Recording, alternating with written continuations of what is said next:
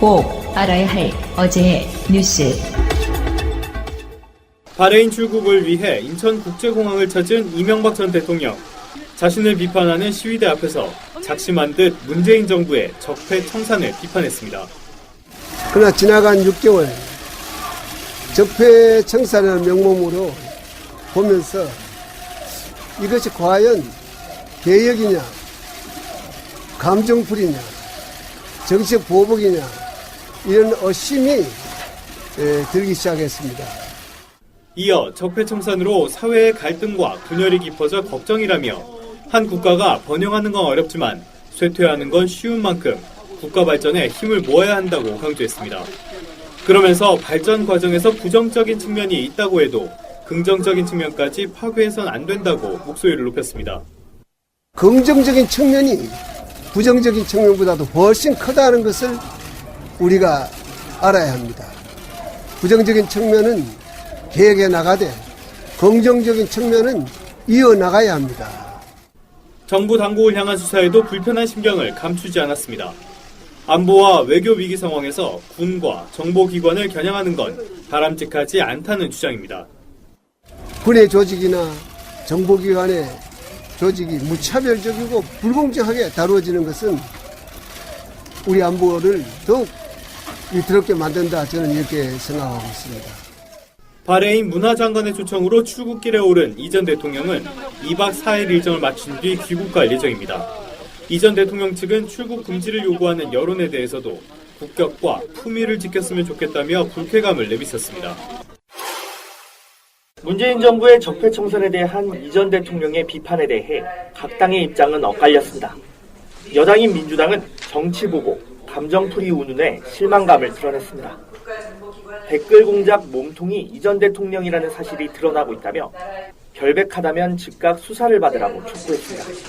몸통을 조사하지 않고 실무자만을 수사하는 것은 그야말로 환부만 도려내는 것일 뿐 병의 근본 원인을 치료한 것이라 말할 수 없습니다. 국민의당도 이 전 대통령의 발언에 대해서는 한 목소리를 냈습니다. 민주주의를 후퇴시킨 이 전 대통령의 발언은 적반하장이고 책임 회피는 국민을 실망시키고 있다는 겁니다. 전직 대통령으로서 가져야 할 자세가 아닙니다. 자신의 재임 기간에 일어난 일들에 대해서 책임질 일이 있으면 책임지겠다는 태도를 보여야. 정의당 역시 정치보복 프레임을 방패막이 삼는 뻔뻔한 태도라며 진상규명에 협조하는 것이 국가에 기여할 마지막 기회라고 덧붙였습니다. 반면 자유한국당과 바른정당 등 보수야당은 이 전 대통령 발언에 대한 공식적인 언급을 자제했습니다. 다만 한국당 전희경 대변인은 구두 논평에서 이명박 전 대통령의 공개 반발에도 불구하고 검찰은 별다른 반응을 내놓지 않았습니다. 검찰 관계자는 특별히 할 말이 없다며 말을 아낀 채 직접적인 대응은 삼가는 모습을 보였습니다. 앞서 검찰은 군사이버사령부의 여론조작 활동을 지시한 혐의 등으로 구속된 김관진 전 국방부 장관의 구속영장에도 이 전 대통령을 적시하진 않았다며 신중한 입장을 나타냈습니다. 하지만 김 전 장관이 사이버사 인력 충원과 관련해 우리 사람을 뽑으라는 이 전 대통령의 지시가 있었다고 진술한 것으로 전해지면서 이 전 대통령 조사는 불가피해졌습니다. 검찰은 우선 원세훈 전 국정원장 등을 조사한 뒤 이 전 대통령 조사 시기를 저울질할 것으로 관측됩니다. 박근혜 전 대통령을 향한 검찰의 국정원 특수활동비 상납 의혹 수사도 속도를 내고 있습니다. 검찰은 남재준, 이병호 전 국정원장에 이어 이병기 전 국정원장도 소환 조사합니다. 검찰은 이 전 원장을 상대로 박근혜 정부 시절 청와대의 특수활동비를 상납한 배경 등을 집중적으로 조사할 방침입니다. 검찰은 이후 매달 특수활동비 500만 원을 상납받은 의혹을 받는 조윤선, 현기환 전 청와대 정무수석 조사를 끝으로 박근혜 전 대통령에 대한 직접 조사에도 들어갈 전망입니다. BBK라는 수사 자문회사를 설립을 하고, 여러분 이거 다 거짓말하는 걸 아시죠?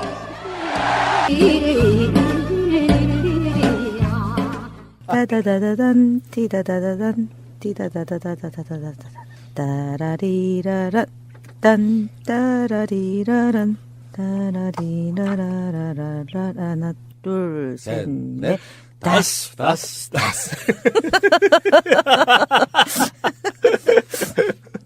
출발하겠습니다. 아직 안 한 거예요? 예. 아, 진짜. 대출 받아서 운영한다는 더불어민주당 중앙당. 지금 후원이 잘 되고 있습니까? 최근에 그 이해찬 총리가 굉장히 많이 움직이시더만요. 막 네, SNS 이제 같은데. 이 총리 움직이시고요. 이제 드디어 저희 당 대표와 김경수, 김정우, 홍익표, 한정혜 의원이 더치페이라는 동영상 홍보물을 찍었어요. 저도 아직 출시는 안 됐는데 그러니까 SNS에 드러난 사진 몇 컷을 보니까 네. 되게 재밌던데요. 사진보다도 훨씬 더 저 영화 같은 홍보물이 곧 출시될 예정이고요. 혹시 거기 추 대표님의 발연기 볼 수 있습니까? 아니요, 노련한 연기를 볼 수 있을 겁니다. 아주 물이 익었습니다. 네. 발연기는 김정우 의원님이 발연기를 하고요. 그 하여간 홍익표 의원과 이 우리 당의 장동건이라고 합니다. 우리 홍익표 의원이. 본인 스스로? 아니요. 그렇게 보좌진들 사이에 불려진대요. 잘생겼죠. 예, 예. 그리고 김경수 의원은 이미 저기가 다 찼어요. 개인 후원이. 그래서 이제 당 후원으로 요청을 하는 거고 어쨌든 아직은 그렇게 활성화되지는 않았는데 새가 날아든다. 청취자 여러분들의 적극적인 참여 관심 부탁합니다. 팟빵 그 공지사항 보시면은 거기에 후원 계좌 등등이 나와 있거든요. 많은 분들이 관심 바라고 지금 현재 자유한국당도 당 자산이 뭐 1,000억 원대가 된다고 하는데 그런 여당은 아니잖아요. 대출받아 운영하는 여당. 좀 보기 좀 그렇습니다. 여러분 많은 힘을 보태주시기 바라겠습니다. 방송 시작하겠습니다. 방송 중간에 좋아요를 눌러주시면 새날팀들에게 큰 힘이 됩니다. 미리 감사합니다. 세이나. 트위터가 진짜 언론입니다. 자, 숨 쉬는 것도 정치다. 76번째 방송 시작하겠습니다. 일요일에 나와 방송하고 있습니다. 나오신 분들 소개해드릴게요. 더불어민주당 김현 대변인님. 월, 화, 수, 목, 금. 아이고. 네. 거꾸로 이름은 현금이고요. 네. 예, 금이 맞네요. 더불어민주당 대변인 김현입니다. 올 당직이십니까? 네. 아, 예, 알겠습니다. 김민석 민주연구원장님. 안녕하십니까. 예, 흰 가운 안 입고 오셨어요? 흰 가운? 네. 원장, 병원 원장, 병원 선장. 네. 자, 우리 방송하기 바로 얼마 전에 이명박 씨가 출국을 했습니다. 중동으로 간 거죠. 중동의 바레인으로 갔는데 뭐 김관진 전 국방부 장관, 박근혜 때는 이제 국가안보실장도 했는데 이분이 지금 구속되면서 이명박 전 대통령 구속이 코앞에 왔다. 출국 금지 청원을 하는 상황까지 왔어요. 이명박 입장에서는 굉장히 심리적으로 불안하겠죠? 그렇죠. 오히려 그래서 더 지금 자기는 아무렇지도 않다라는 거를 보여주고 싶은 마음이 클 거예요. 저럴 때는. 지금 뭐 본인이 한 일이 있기 때문에 이게 언제냐 이렇게 생각을 하고 있을 거예요. 나가는 게 언제냐 이렇게 생각을 하고 있을 거고 아마 그래서 더 어찌 보면 대외적으로 얼마 전에 보니까 뭐 박근혜 전 대통령이 유엔에 인권이 뭐 이런 얘기를 했잖아요. 이제 그런 것처럼 이후의 상황에 어떻게 보면은 자신이 대비할 수 있는 명분을 만들기 위한 그런 심리적인 작동이 지금 되고 있겠죠. 복잡할 겁니다, 마음. 최근에 화제가 된 것 중에 하나가 범죄 인도 협정 돼 있냐 안 돼 있냐. 바레인이 근데 그게 안 돼 있더라고요. 근데 그 바레인에서 범죄인 인도해온 대표적인 인물이 김현희였습니다. 김현희 씨를 저 아니에요. 김현. 그러니까 희 아니고 칼기 폭파범 김현희 얘기하는 거죠. 그렇지 않아도 관련돼 있는 방송을 최근에 우리가 냈거든요. 김현희 씨에 대한 논란은 아직도 30년 된 데 돼 있는데 뭐 그 이야기는 이제 다른 방송에서 한 이야기고 만약에 그럴 리는 없겠지만 만약에 누가 그러더라고요. 병이 있다 뭐 이런 걸 이유로 돼서 귀국을 굉장히 오랫동안 안 할 가능성도 있다 그러는데 그렇게 보십니까, 그분은? 설마 그렇게 하겠습니까? 지금 이제 최근에 이인규 전 중수부장이 미국에 나가는데 현행법상 출금을 할 수가 없어서 도리가 없었는데 이분이 이제 나가서 이제 한 얘기는 언제든지 들어와서 조사를 받겠다는 얘기잖아요. 이제 출금과 관련해서 그런 거고 이명박 전 대통령 출금해야 된다라고 국민들이 힘을 모으고 있는데 일단 뭐 그건 그거대로 가는 거고요. 하는 거고 이명박 전 대통령이 안 들어온다. 그러면 본인이 혐의가 있다라는 걸 시인하는 거잖아요. 근데 지금은 시인하고 있지 않은 상태고 그리고 본인이 대통령 시절에 했었던 성과에 대해서 장관 등 그 나라 공직자들에게 강연을 하기 위해서 나가는 거기 때문에 들어오시겠죠, 뭐. 요새는 테니스 열심히 안 치나요? 치시는 걸로 하고 있죠. 네. 건강을 갖고 뭐라고 얘기하기는 어려울 겁니다. 예, 그렇죠. 아, 잘못했습니다, 그렇구나. 푸나님. 예. 예를 잘못 들었어요. 근데 그렇게 할 수도 있다. 그러니까 물론 출국 금지가 주는 상징성은 그런 것 같아요. 뭐 이 사람이 안 들어올 거다 이런 것보다는 그만큼 화제가 되고 이슈가 되는 사안 아니겠습니까? 근데 이제 김관진 전 국방부 장관이 구속되면서 사실은 사이버사의 댓글 문제 같은 거는 법적으로도 유죄로 인정받은 거잖아요. 근데 김관진까지 책임성을 인정하지 않았던 부분인데 김관진의 책임이 인정되면서 이제 김관진까지 물론 이것도 뭐 법적인 마지막까지 판단이 나오는 건 시간이 좀 걸리겠지만 현실적으로 드러난 것만 보면 김관진까지의 책임이 또 인정된 거고 그러면 김관진 입장에서 이걸 독단으로 할 수 없으니까 뭐 이명박 지시를 받았다고까지 인정을 했단 말이에요. 그거 인정 안 하면 엄청난 불이익을 본다면서요. 그 지금 뭐 국정원장들도 박근혜한테 뇌물 상납한 부분도 마찬가지지만 지시로 이루어졌다 이야기. 그리고 설명을 하기가 어려울 거예요. 현실적으로 들어가서 그냥 뭐 묵비를 하지 않는 한 왜 그렇겠냐. 지금 보면은 뭐 가령 그 사람을 충원할 때 기준을 바꿨다라든가 뭐 전과 조회하는 부분을 뭐 사상 검증하는 수준으로 올렸다라든가 또 뭐 호남을 배제하려고 했다라든가 등등등 한데 왜 그랬니? 라는 거에 대해서 설명이 불가능하기 때문에 결국은 저런 상황에서 딱 이렇게 근거가 나오기 시작하면 이러이러해서 이렇게 됐다고 얘기를 할 수밖에 없는 상황이었을 거라고 봅니다. 그러면 결국 김관진 구속이 되면서 이명박은 자동으로 그 윗선으로 이제 그 책임을 묻는 선상에 올라가게 되는 거죠. 제도로서의 민주주의가 흔들리고 구타는 일은 이제 없습니다. 민주주의가 밥이고 밥이 민주주의가 되어야 합니다. 이명박 쪽에서의 쉴드는 아무렴 대통령이 댓글 달아라고 지시했겠냐 그거거든요. 그 얘기도 하고 저 얘기도 하는 것 같더만요. 이렇게 분위기 만드는 거니까 내가 박근혜하고 사이가 안 좋다. 그래서 그 얘기를 하는 것 같아. 도와줄 일 없다. 도와줄 일 없다. 내가 딴 사람 몰라도 내가 팍하고는 아주 사이가 안 좋다. 그렇죠. 그게 이제 2008년, 9년, 10년까지는 사이가 안 좋았던 건 맞죠. 그런데 이제 이게 본격화된 거는 2011년도 서울시장 보궐선거에 박원순 시장이 당선되고 난 뒤부터 본격화된 거잖아요. 그러니까 위기감이 극도로 달했을 때 이제 그러니까 시작은 2009년도 원세훈 원장 취임 이후에 시작된 건 맞는데 본격적으로 대북심리전단이 확대 개편돼서 댓글 공작으로 보다 구체화된 것은 2011년도거든요. 그러니까 그게 서울시장 떨어지고 나서 정권이 혹시라도 뺏길 수도 있다라는 생각하에 이제 본격화된 거고 그러고 나서 이명박 대통령과 박근혜 후보 되기 전에 절충이 있었죠. 예, 단독으로 만났던 게 두어 세 차례 됩니다. 그래서 단독으로 만나면서 상호 약점 덮기에 대한 절충이 있었고 또 노 대통령 그 수사를 통해서 돌아가시고 뭐 이런 등등 속에서 그 이전에 이명박 박근혜 둘 사이의 관계라기보다는 이명박 박근혜 이 동체로 이루어지는 그 전체가 어떻게 하면은 소위 그런 보수 정권을 재창출할 것인가에 대한 큰 이해관계가 훨씬 큰 시점이었다고 봐야 되는 거죠. 그러니까 보니까 나름대로는 고민을 상당히 해서 지금 어떤 대중적 명분을 만드는구나 싶더라고요. 그러니까 그걸 보니까 보수 언론이나 종편 같은 데서도 그 논리를 전파하던데. 가장 앞장서고 있는 게 조선일보죠. 지금 조선일보고 이명박 박근혜 사이가 별로 좋지 않았다. 그다음에 이제 무슨 이명박 전 대통령을 정치보복하는 거는 뭐 민정수석실의 누구다.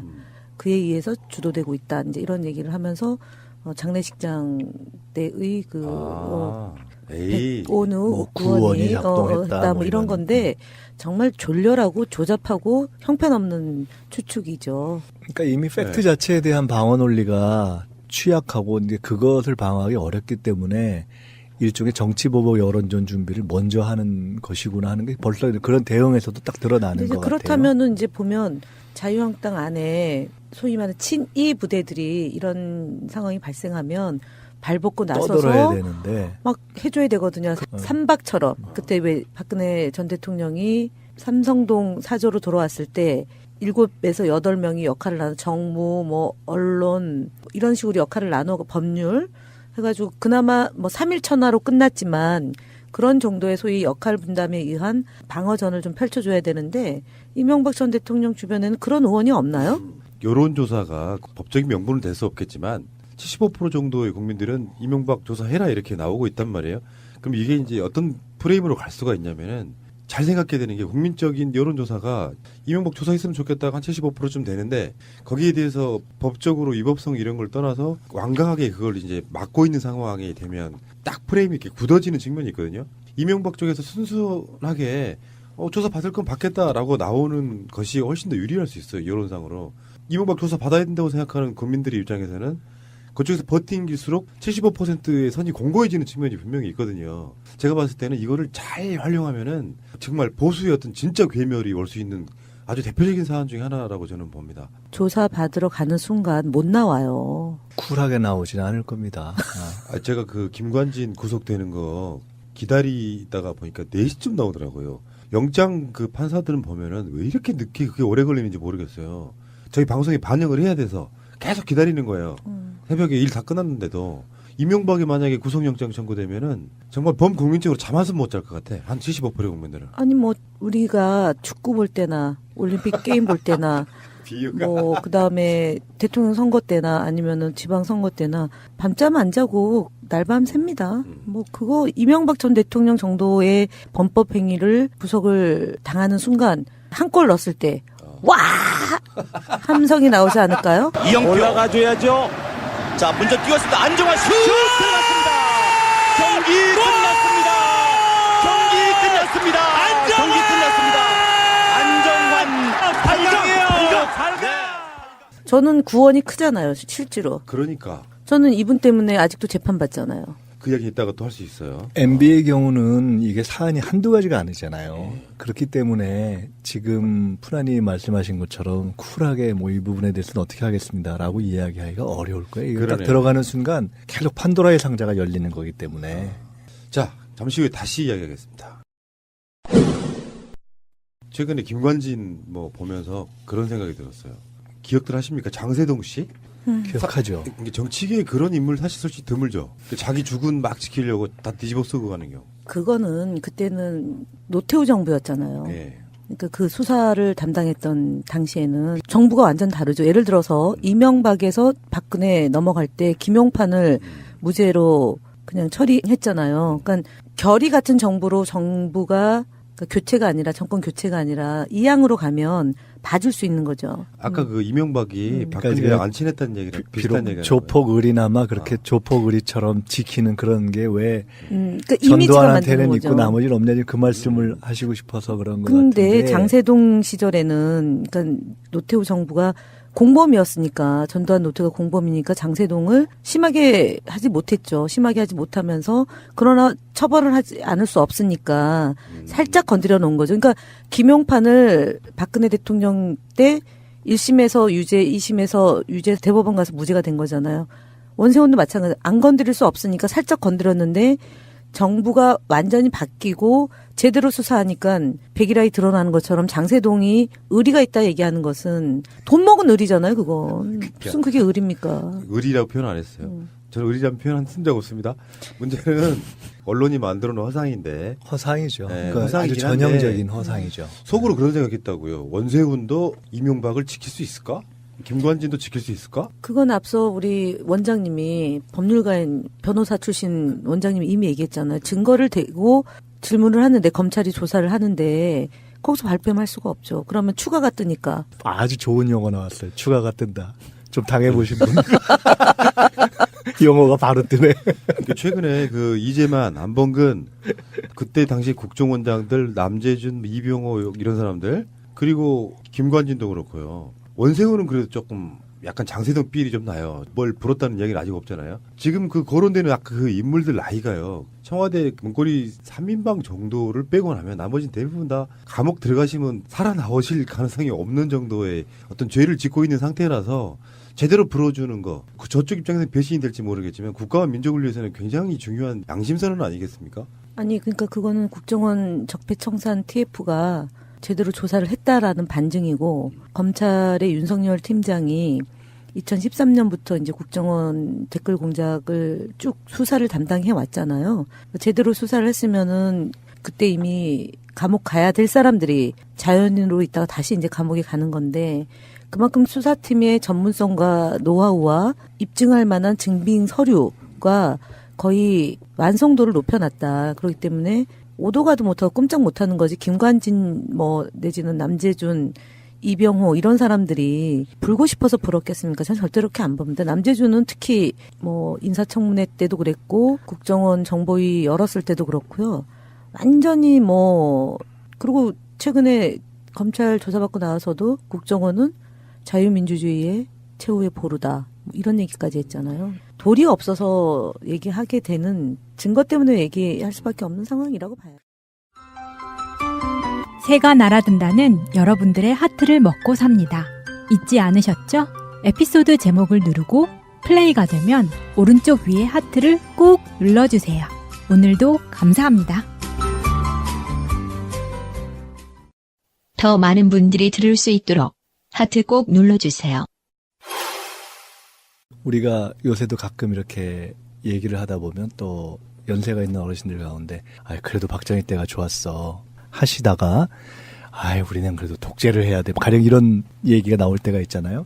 어떻게 보면 그거랑 똑같은 거예요. 지금 장세동이 의리가 있었네 없었네 그래도 왜 저렇게 저 정도라도 지킨 사람이 없어 이렇게 얘기하는 건 전혀 그거는 그야말로 보수 언론이 만들어낸 허상인데 우리 사회에 우리가 김대중, 노무현 가령 이렇게 해서 같이 정치를 했던 분들 가운데 그 어려움이 있어도 쭉 일관되게 그 지조를 지킨 분들이 있잖아요. 거의 다 지켰고. 거의 다 지켰죠. 그리고 범법행위를 하지 않았기 때문에. 아주 일부의 경우에 이제 그 큰 노선에서 이탈한 그런 경우가 있는 것인데. 거고, 예. 근데 지금 보면 우리 사회에서 여전히 이번에 무슨 검찰에서도 그런 분위기가 있다고 하는데, 시키는데 어떻게 이거야말로 지금 벗어나야 될 구시대의 유산이죠. 문화적 적폐죠. 우리 심리적인. 그러니까 그걸 놓고 생각을 해보세요.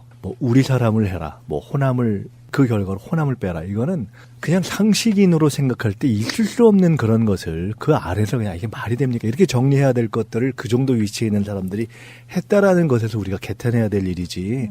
그렇게 한 사람들이 거기다 대놓고 그걸 쉴드를 치네 안 치네 갖고서 우리가 진짜 논하는 거는 그건 아닌 것 같아요. 그러니까 유일하게 어쨌든 박근혜 전 대통령 주변에서 바른 소리 한 사람이 이제 문체부 장관했던 유직영 전 장관이 그랬던 거고, 그 다음에 김영환 전 민정수석이 문고리 3인방에 이런 그 국정원으로부터 상납받는 구조를 확인하고 나서 조사를 하니까 대통령이 불러서 쓸데없는 짓 하지 마라라고 엄히 질책을 했다는 거 아니에요. 그러니까 이제 그런 분들은 결국은 이렇게 병마에 시달리다가 유명을 달리하는 일까지 벌어졌는데, 어쨌든 오늘 이제 이명박 전 대통령이 바레인으로 출국하면 언론인들은 정말 바레인 현장에 가서 이명박 대통령이 무엇을 하는지 국내 국민에게 소상히 밝혀야 됩니다. 유난히 이명박에 대해서는 기성 언론들이 보도하는 걸 굉장히 좀 꺼려했었거든요. 최근에 이 적폐청산 분위기 속에서도 왜 그렇게 주고받은 게 보느냐. 있죠. 네. 미디어법. 권력의 80%만 써야 된다. 100%를 중에 80%만 쓰고 20%는 쓰지 말아야 된다. 이제 이 얘기를 MB가 했잖아요. 그러면서 반격할 카드를 준비하겠다. 그게 뭐가 있을까? 없어요. 그러니까 일설에는 이제 이게 물론 당 대표적인 루머겠지만 이명박이 문재인 대통령을 끌어내리는 프로젝트가 있다. 이렇게까지 제가 최근에 들은 거 있었거든요. 당연히 근데 이제 저희가 2008년도, 9년도, 10년도까지 이어질 때 쭉 상황을 보면 첫 번째 타겟이 이제 노무현 대통령이었잖아요. 이주원으로 망신 주고 주변의 보좌진들을 소환하니까 대통령께서 그럼 나를 소환해라. 이제 그래서 그건 일단락 된 거고요.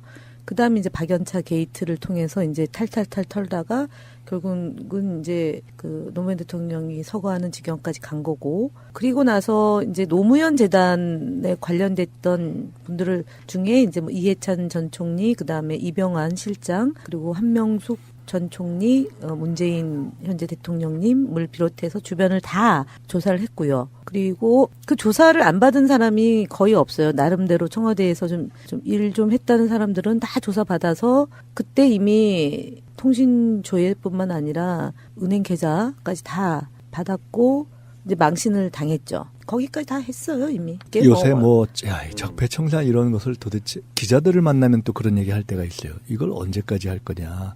끝까지 해야죠. 그러니까 계속 이제 이걸로 계속 끌고 갈 거냐, 이걸 뭐 이런 식의 얘기를 하는 경우가 있는데, 저는 역으로 그러면 이런 문제가 정권마다 계속 일어나게 그럼 둘 거냐.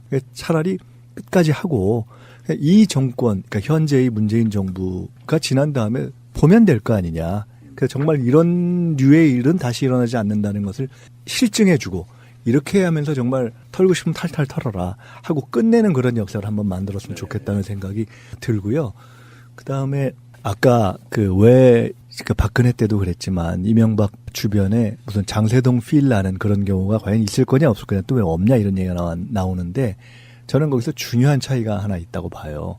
뭐냐면 이 적폐청산에 대한 여러 가지 이제 움직임, 또 MB 뭐 어떤 문제점들이 쭉 나오면서 MB 주변에 있는, 그러니까 그 주변에서 청와대에 뭐 수석을 했거나 이런 분들이 하는 얘기가 직간접적으로 이렇게 들어오는 경우가 있어요. 근데 그 얘기를 이렇게 제가 쭉 들어보면 비슷해요. 뭐냐면 아까 우리가 얘기했듯이, 야, 우리가 뭐 박근혜 쪽을 봐줄 이유가 있냐, 이런 식의 상황 논리 내지는 정치 논리예요. 즉 그 팩트 자체에 대한 대응 내지는 그 팩트 자체에 대해서 절대 그렇지 않다라는 이런 식의 대응이 아니에요. 그러니까 무슨 얘기냐면, 근본적인 차이가 저는 MB에 대한 신뢰가 없다고 봐요. 그러니까 그 사람들이 기본적으로 저 사람이 지금 문제가 되고 있는 무슨 뭐 BBK, 다스, 그다음에 각종 어떤 정치에 대한 정치 공작적인 부분에 대해서 MB가 절대 그럴 리 없다라는 신뢰가 없는 거예요. 그러니까 자기들도 갔을 때 뭐가 나올지 알 수 없어. 그래서 저는 선뜻 끼려고 하지 않는다, 이렇게 봅니다. 바레인까지 가서 강연할 일이 뭐가 있을까요? 난 그게 더 궁금하거든요.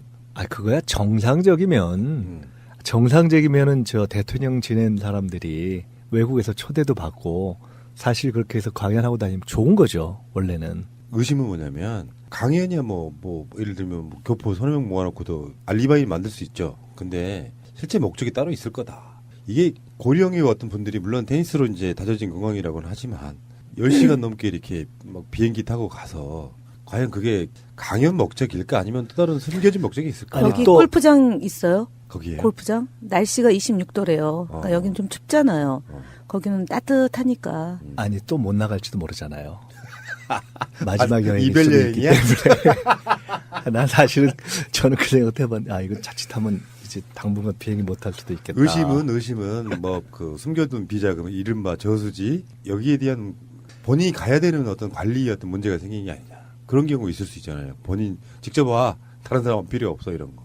근데 이게 뭐 외국 여행이 그냥 하루 이틀 정해져서 가는 건 아니니까 적어도 3-4달? 그 자체는 거기에 무슨 장관이 초청했다면서요. 네. 그러니까 3-4달 정도 전에 잡혀진 일정인데 좀 더 탐문은 해봐야 되지만, 저는 볼 때는 따뜻한 날씨에 원래 더 길게 갈 수 있는데 상황이 여의치 않으니까 좀 짧게 잡은 거 아닐까요? 더 인근 나라 몇 개국 더 나가서 놀다 오고 싶었는데 그렇게 하기에는 동선이 파악이 되니까.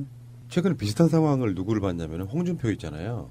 홍준표가 서청원이 녹취록 깔 거야 할 때 미국에 가서 지금 해구산이네 뭐네 전술핵이네 뭐네 잠깐 갔다 와서 일주일 동안. 그러니까 얼마나 신경이 쓰이겠냐고요, 한국이. 우리는 이명박을 악마나 뭐 이런 걸로 형상화 시키긴 하지만 항상 최근에 느끼는 건데, 대통령이 바뀌었고 권력이 바뀌었는데 역대 볼 수 없었던, 특히 민주정부에서 왜 주로 화합 이런 메시지를 많이 냈기 때문에 지금처럼 막 온갖 적폐들이 쏟아 나오는 그런 분위기가 아니었단 말이에요, 솔직히. 지금에 비하면은. 초반에. 네. 근데 이 상황에서 이명박이나 이런 등등의 가장 범죄성을 띠고 있는 자들 입장에서 보면 일단 몰리고 있잖아요. 불안하다는 거잖아요. 뭐가 터져 나올지 모르고 언제 잡혀 들어갈지 모르는 상황에서, 그 상황에서 외국으로 나간다는 개념이 온통 신경한 한국에 있을 거 아닙니까? 그래도 꼭 나가야 된다는 이유면, 만약에 내가 이명박이라면 장관이 아니라 뭐가 초청을 해서 또 저는 상황이 안 되니까 못 간다 이렇게 했을 것 같다는 이야기예요. 꼭 나가야 되는 이유가 있는 것 같다는 느낌. 그러니까 그거는 이제 언론인들이 우리가 늘 아쉬워하는 게 그런 게 있잖아요. 노무현 대통령을 그야말로 집 앞에서 몇 달 동안 뻗치게 하면서 내 앞마당을 돌려다오라고 얘기하는 간절한 호소에도 불구하고 커튼까지 열지 못하게 했던 그 시절처럼 그래요. 정말 이명박 뭐 비교하기도 안 되는 경우이긴 하지만 이명박 전 대통령에 대해서는 단 한 언론사가 제대로 24시간 밀착 마크에서 취재해서 공중파에 내보낸 게 없어요. 물론 뭐 KBS, MBC가 파업 중이라서 그러기도 하거니와 근데 뭐 뉴스타파나 이런 그 소위 이제 정말 열정적으로 일하는 언론을 제외하고는 현장에서 발로 뛰는 언론사가 별로 눈에 안 보인다. 특히 종편이 예전에 이제 정윤회 파동 났을 때나 아니면 최순실 씨 사건이 벌어졌을 때 비하면 이명박 대통령에 대해서는 지나치게 온정적이고 간대하다라는 점이니만큼 좀 이번 경우는 특히 국가기관통신망 연합뉴스가 바레인에 가야죠. 그러네요. 진짜 쫄쫄쫄 따라다녀야죠. 그렇죠. 그래서 실시간으로 보도해줘야죠. MB가 의혹받고 있는 게 얼마 전에 이제 보도도 됐지만 한번 읊어볼게요. 이거밖에 없는 게 아니죠만 4대강으로 32조의 세금을 탕진했고 자원외교로 31조의 그 혈세가 탕진됐고 방산비리로는 대략 40조입니다. 그리고 다스, BBK, 맥커리가 있고요. 국정원 댓글 여론 조작이 있고 문화예술인 블랙리스트 있고 언론 탄압과 방송 장악이 있고 시발단의 자금 지원, 그러니까 시발단은 댓글단 얘기하는 거고 그다음에 민간인 사찰, 그러니까 기무사 국정원을 동원한 게 있고 노벨 평화상 취소 모의 이것이 이제 국정원 관련해서 한 게 있고 시국 선언한 교사에 대한 해고 등 이게 이제 아주 그냥 단순화시킨 것만 해도 이 정도잖아요. 그러니까 지금 그럼에도 불구하고 저 퇴임 이후에 가장 경호를 많이 해서 뭐 3,200회죠. 공식 비공식 일정. 그러니까 경호를 대동하고 혈세로 대동하고 간 게 이제 그 정도이니까 하여간 뭐 제가 예전에 국정감사 때문에 베트남에 갔는데 거기에 현장에 아는 경호원을 만났더니 이제 답사 나온 거죠. 베트남. 골프 치러 온 거죠, 그때도. 본인이 제일 잘 알잖아요. 본인이 자기가 지은 죄를 잘 알고 근데 쭉 사안들을 쭉 알고 박근혜 전 대통령 모르듯이 MB도 모르죠. 아, 그건 좀 다르지. 아, 그래요? 네. 멘탈이 조금 다른가요? 다르죠. 꼼꼼하니까. 직접 했으니까. MB는 훨씬 더 지능적이고 박근혜는 내가 한 일도 잊어버리고. 그러니까. 네. 그러니까 제가 또는 나와는 상관없다. 멘탈이 다르기 때문에. 근데 자기가 알고 있기 때문에 실제로는 속으로는 굉장히 찜찜할 거예요. 그렇게요. 네. 알겠습니다. 잠시 후에 다시 오겠습니다. 얘기 좀 이어지는데요. 짧게 하나만 더 언급하고 가겠습니다. 김현 대변인과 연관이 있는 사건이기 때문에 그렇지 않아도 속으로 다 소환되고 뭐 조사받고 그러는데 왜 이 사람은 이렇게 찜찜하게 조용하냐 했던 바로 그 인물 김용판입니다. 네. 대선을 며칠 남겨두지 않은 상태에서 정말 중요한 변곡점이었을 수도 있고 그 당시만 해도 골든크로스가 난내만에 할 정도로 당시 18대 대선 문재인 후보의 상승세에 있던 바로 그 시점에서 우리 대변인님과 관련이 있는 국정원 댓글 여직원 김하영 나오면서 그때 바로 토론이 있던 바로 그날이었죠. 왜 경찰은 수사 결과를 발표 안 하냐 등등 하면서 뭐 김무성은 미리 알고 있었고 발표할 것이다 알고 있었고 박근혜 후보까지도 알고 있었단 말이에요. 댓글을 안 단 걸로 나왔다 뭐 대선 토론에서도 그런 얘기가 나왔고요. 근데 그게 국정원과 연관이 있었다는 게 최근에 밝혀졌고 그러니까 그때 보니까요. 국정원 그 직원들이 서울경찰하고 새누리당 선대위 관계자들하고 어떤 삼각 동맹을 통해 가지고 다 알고 있었더만요. 바로 그 김용판이 지금 조사를 받게 될 거다. 뭐 이런 보도가 나왔습니다. 어떠세요? 딱 5년 정도 됐네요. 5년 정도. 5년 조금 못 되네. 그렇죠. 지금 이제 저희가 대법원에 상고 중인데 그것도 문재인 정부의 검찰이 저희를 상고한 거예요. 대단히 유감스러운 일이죠. 그러니까 여전히 검찰 안에 적폐 세력이 존재하고 우병우 사단이 있다 이제 이거고요. 김용판이 쓴 책이 뭐냐면은 우리가 모른다고 없는 것이 아니다. 이게 이제 그만두고 나와서 출판 기념회까지 했어요. 그렇죠. 세종문화회관에서. 그때 출마하려고 그랬었죠. 근데 이제 공천을 경선해서 안 됐죠? 예, 그렇죠. 근데 이때 이제 김용판은 사실은 이제 12월 11일 날 저녁 7시부터 9시에 이종명 제3차장하고 저녁을 먹었고 그때 이제 협의를 했습니다. 그때 협의를 했고 그 뒤에 9시 15분경에 이종명이 김용판한테 다시 전화를 걸죠. 이 사건을 어떻게 처리할 건지를 확인하는 과정이 있었고 그때는 김용판이 단호한 척 했습니다. 그런데 12일, 13일 하루 경과하면서 뭔가 모종의 거래가 있지 않고서는 김용판 입장이 이렇게 돌변할 수가 없는 것이고요. 그래서 12일 날 권은희 수사과장이 압수수색 영장 치러 갈 때 전화해서 그것을 만류했고 그리고 나서 이제 13일, 14일 날 증거를 인멸해서 결국은 16일 날 중간 수사 결과 발표를 밤 11시에 예고를 하고 17일 날 아침 9시에 하게 되는 거죠. 결과론적으로 이 16일 날 예고, 그러니까 마지막 3차 방송 토론회 직후에 이제 속보로 나가고 그 다음 날 중간 수사 결과 발표가 있었는데 그때 중간 수사 결과가 발표가 제대로 됐다라면 또는 중간 수사 결과 발표를 하지 않았다라면 지지하는 후보가 바뀌었겠냐라는 여론조사를 사후에 했는데 5.3% 차이가 생깁니다. 문재인 후보를 지지했을 거다. 그럼 결과치로 바뀐 거예요. 그러니까 이 수사 결과 발표로 바뀐 거예요. 그러고 가녀린 여성에 대한 인권 침해고 문재인 대통령 후보가 책임져야 된다라고 박근혜 그때 당시 후보가 몰아치고 그리고 12월 14일 날 NLL 발췌본을 김무성이 부산에서 흔들어대고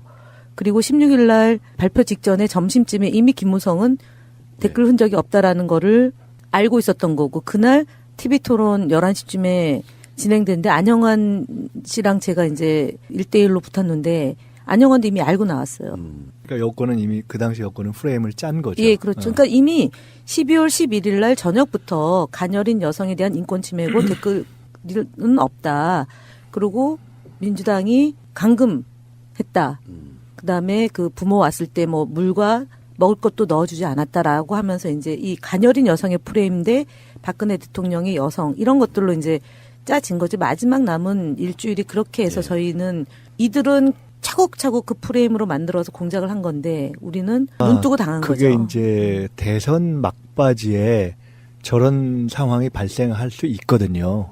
근데 문제는 통상 그렇게 되면 검찰이나 경찰이 있는 그대로 정확하게 수사를 하거나 아니면 어떠한 구체적인 또는 정확한 일정한 어떤 잠정적 결론이라도 제시하기가 좀 현실적으로 애매할 것 같다. 아니면 그렇게 하기가 스스로 노력을 해도 좀 부담될 것 같다고 하면은 중간 수사 발표를 안 하거나 아니면 좀 펜딩 시키거나. 그렇죠. 중간 수사 결과 발표를 안 해요. 그러니까. 살인 사건 그러니까 외에는 안 한다고요. 통상 그렇게 할 수밖에 없단 말이에요. 그렇게 넘기는 것 정상인데 저것은 오히려 역으로 그 후에 지금 말씀하신 쭉 상황을 보면 역 프레임을 짜는 방향으로 아예 근거를 딱 제시한 경우란 말이에요. 그러니까 전혀 다른 일종의 공작적 결과가 나온 것이고 그렇게 관여했기 때문에 사실은 김용판 같은 경우가 그 뒤에 뭐 경선을 떨어졌지만 나름의 자신을 갖고 그 후에 자기 진로를 여권에서 공천받아서 출마하려고 하는 쪽으로 잡았던 거죠. 그러니까 저게 굉장히 그 실제 결과가 바뀔 수도 있었던 것이고 이게 5년이 지난 후에 지난 대선 때 이번 대선 때 우리가 선대본 회의를 하는 중에도 당시 후보였던 문재인 대통령께서 그 국정원 댓글 사건을 잘 처리 그때 못했던 그 부분에 대한 일종의 트라우마 이런 것을 몇 번을 토로를 하셨었어요. 그러니까 바뀐 거죠. 그 당시에 김용판 재판 때 수석경찰서장 이 사람이 김용판 포함해가지고 경찰 고위급 3명이 국정원 여직원 노트북에 대한 압수수색 영장 신청을 보류하라고 지시한 적도 있고요. 그 다음에 2013년 8월인가 9월인가 국정조사 할 때 김용판이 그 선서 거부하던 장면이 지금 생생해요. 저는 지금도 반면교사를 샀는데 제가 이제 초선 비례대표니까 소위 말하는 당의 지침 또는 여야 협상 이런 게 이제 굉장히 이제 중요하게 작용이 되잖아요. 제가 이제 국정조사 때 국정조사위원으로 들어갔다가 당시에 새누리당에서 재척 사유로 저를 그렇죠. 2명을 네. 찍었잖아요. 진선미, 김현. 그래서 16일 동안 공전이 됐는데 지금 생각하면 어처구니가 없는 거잖아요. 근데 이 어처구니 없는 일을 그때 당시에 지도부가 협조를 하라고 했어요. 근데 제가 끝까지 한 거를 했거든요. 끝까지 버텼는데 지금 생각해도 그게 천추의 한인 거죠. 예를 들어 그때 만약에 물론 뭐 제가 제 혼자 힘으로 얼마나 많은 것을 밝혀냈겠냐 싶지만 저는 적어도 김용판은 잡았어요. 왜냐하면 김용판하고 제가 주거니 받거니 한 대화가 있었고 그다음에 전화 통화한 내용이 있고 그다음에 17일 날 서울경찰청에 가서 김수미랑도 나눈 얘기가 있고 김용판하고 나눈 대화 내용이 있기 때문에 적어도 이 김용판 하나는 구속 상태로 만들었을 것 같아요. 어떻게 이걸 무죄로 하냐고요.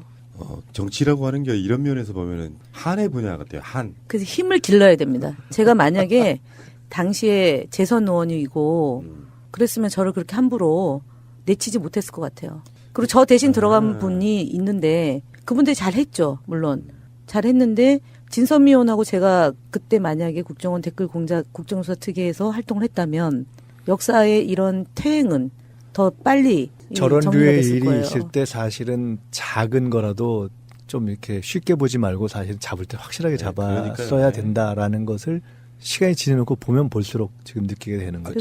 근데 현실적으로는 그게 쉽지가 않잖아요. 지금 지나고만 이야기하지만 사실은 제가 이것도요. 김용판을 왜 안 잡냐는 얘기를 가는 곳마다 했어요. 우리 의원들 만나는 자리마다 적폐청산 특위위원들한테도 김용판을 왜 안 잡냐. 그다음에 김기춘을 왜 직권남용으로 조사하지 않느냐라고 얘기했고 이것이 제대로 안 되면 전 진정서를 넣겠다고 그랬어요.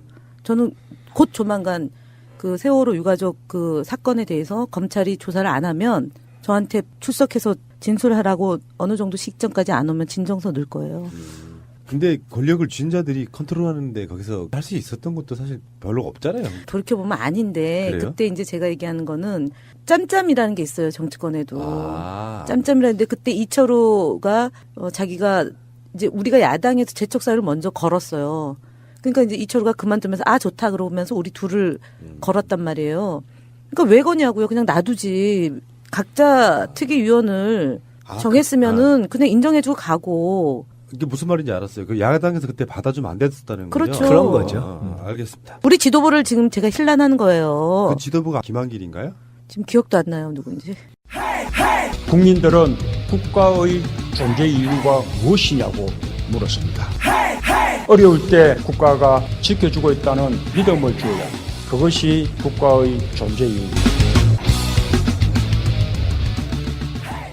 이명박이라고 하는 워낙에 지금 논란거리가 지금 있어서 방송을 이렇게 먼저 할 수밖에 없었는데 문재인 대통령 정말 외교 잘하고 있거든요. 인도네시아 가서도 굉장한 성과를 거두고 왔는데 제가 오죽했으면 제목으로 그렇게 달았겠어요. 문재인 대통령의 외교 실적 이런 것들이 이런 논란에 좀 가리는 게 좀 안타깝긴 한데 이제 그 다른 이야기 인도네시아나 베트남에 간 이야기는 또 다른 방송에 다루거나 다루는데 문제는 지금 사드는 어떤 프로세스에 의해서 이렇게 문제로서가 지워지는 그런 것 같아요. 어떤 단계를 밟아가면서 최근에 그 10월 31일 날 사드 합의 부분 발표했었고요. 청와대에서. 그리고 지금 이번에 시진핑을 만나서 그런 부분을 더 좀 공고히 한 것 같고 그리고 완전 마침표는 아마 12월 달에 이제 중국 방문이 확정됐잖아요. 문재인 대통령. 거기서 완전히 마무리가 되지 않을까 싶은데 문재인 대통령이 정말 노련하게 잘하시는 것 같아요. 제가 대선 때부터 방송에 나와서 그렇고 가끔 그런 말씀 드렸잖아요. IMF 때보다도 훨씬 더 어떻게 보면 어려운 정치적인 상황 속에서 정권을 인수했다. 사드 문제도 굳이 따지고 보면 사실은 박근혜의 유산이잖아요. 박근혜가 누구보다도 중국 또는 시진핑과 가까운 것을 자랑하다가 그리고 사드 문제에 대해서 계속 없을 것처럼 얘기하다가 갑자기 이거를 탁 받아들이면서 사실은 감정이 더 훨씬 안 좋아지면서 생긴 문제가 크지 않습니까? 그리고 그것을 원래 우리 문재인 정부가 시작한 일이 아님에도 불구하고 그렇게 발생한 문제에서 생기는 후과를 계속해서 이제 컨트롤 해온 건데 큰 틀에서 보면 그런 의미에서의 미국, 일본, 중국, 러시아 어디와도 북한까지 보면서 좋지 않았던 그런 환경에서 물론 북핵 문제에 대한 어떤 해결의 방향, 근본적인 또는 해결책 그 실마리까지 지금 딱 쥐었다. 이렇게 보기는 저는 어렵다고 봅니다. 그러나 큰 틀에서 보면 한반도를 둘러싸고 있는 전반적인 환경에서 최근에 한미 정상회담 또 한중 정상회담을 거치면서 일종의 방어선은 치는데 어느 정도 이제 하나의 마무리를 한 거 아닌가. 그런 데 있어서는 크게 보고 상당히 내부 어떤 보수 쪽에서의 공격, 진보 쪽에서의 내부 비판 여러 가지가 있었지만 문재인 대통령 특유의 한편으로는 원칙 또 한편은 그것을 굉장히 서서히 차근차근하지만 그러나 자기 입장대로 끌어가는 그런 속에서 큰 틀에서의 방어선은 치고 호흡을 한번 이렇게 가다듬으면서 그 다음 행보로 갈 수 있는 그 정도까지는 저는 외교적인 지평을 정리하는데 온 거 아닌가. 그 점에 대해서는 이제는 보수에서도 비판하기가 좀 어렵고 그러니까요. 또 진보 진영에서 왜 조금 더 적극적인 대북 행보를 하지 않느냐라고 말씀하셨던 어떤 충정이 있는 쪽에서도 이러이러한 부분에 일리가 있다라고 이렇게 인정할 수 없는 그런 정도의 국면 조성까지는 좀 온 것 같다. 크게 보면 저는 그렇게 평가할 수 있을 것 같습니다. 저는 그런 거 봤어요. 사드 문제만큼은 굉장히 풀기가 어렵겠구나. 그러니까 대선 전부터 박근혜 유산이기 때문에 적폐이기 때문에 그런 부분도 있었고 그리고 문재인 대통령 자체도 대선 국면에서 확실한 어떤 입장을 표현한다기보다는 굉장히 신중했던 부분이잖아요. 전략적 모호성이었죠. 그때. 근데 그게 풀리는 과정을 보면은 지금 현재는 그런 느낌이에요. 뭐 그렇게 아니다라고 이렇게 표현하고 있긴 하지만 동북아 균형자론처럼 우리 정부가 어떤 입장을 취하느냐에 따라서 오히려 미, 중이 또는 일까지도 아부할 수밖에 없는 그런 입장을 잘 조율하게 되면 예를 들어서 지금 인도 태평양 라인이라고 새로운 어떤 군사 방어적 라인 그 속에 미국이 계속해서 한국을 우호적으로 만들려다 보니까 또는 중국도 반대 방향에서 만들려다 보니까 위치가 훨씬 더 격상되는 그런 느낌이에요. 지금 시진핑 같은 경우도 뭐 상황이 바뀌어서라기보다는 한국의 입장을 이해해주겠다 이런 입장 아니겠어요? 그러니까 지금 이제 김대중 대통령, 노무현 대통령 그리고 이어서 문재인 대통령이잖아요. 저는 그 성과가 지금 이제 발현되고 있다라는 점 하나 말씀드리고 두 번째는 이분이 이제 국방위원 활동하면서 사드 문제는 그 누구보다도 깊이 천착을 했기 때문에 푸는 방법, 해결책에 대해서도 갖고 있었다 보관을 이렇게 보면 될 것 같고요. 그다음에 세 번째는 이 사드 문제를 포함한 대중 관계에 있어서 큰 역할을 하신 분이 이제 이해찬 의원이시잖아요. 이분이 이제 이전에도 중국 특사로 다녀오셨고 노무현 정부 때 그다음에 이번에 이제 두 번째 중국 특사로 다녀오셨는데 공식적으로 2번 방문했어요. 이 사드 문제를 포함해서 어쨌든 물밑에서 또는 그동안 신뢰관계를 기반으로 해서 사드 문제와 대중관계를 풀고자 했던 축적된 경험 그다음에 이제 3번에 걸친 대통령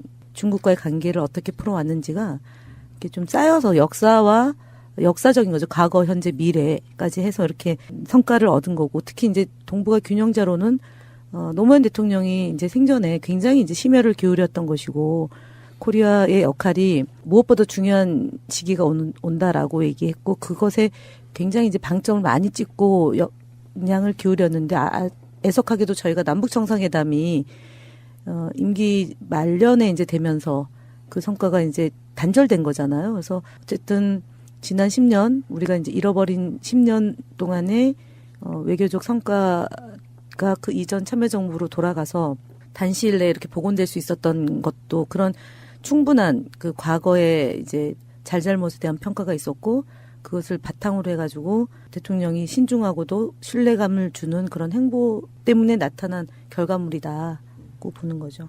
이제 저는 어떻게 보면은 이제 문재인 정부의 북핵 문제를 둘러싼 외교가 2단계로 들어가는 시점이라고 봐요.